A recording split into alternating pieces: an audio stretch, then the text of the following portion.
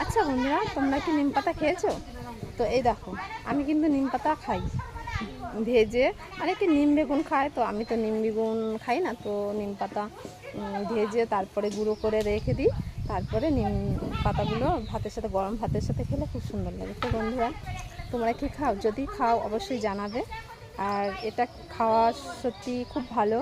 দেখো, আমি পুরো বাগানে চলে এসেছি।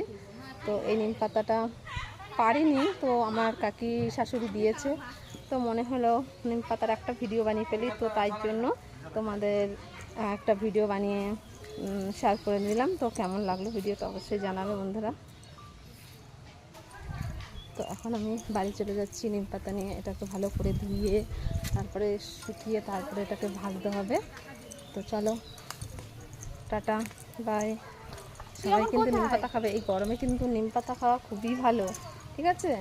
নিম পাতাটা কিন্তু গরমে খাওয়াটা যে কি কতটা ভালো ভাবতে পারবে না। তো যারা খেয়েছো তো খেয়েছো, আর যারা মানে না খেয়েছো তারা একবার ট্রাই করো, খুব ভালো লাগবে। তো বন্ধুরা, টাটা। নিমের হাওয়া খাওয়া খুব ভালো।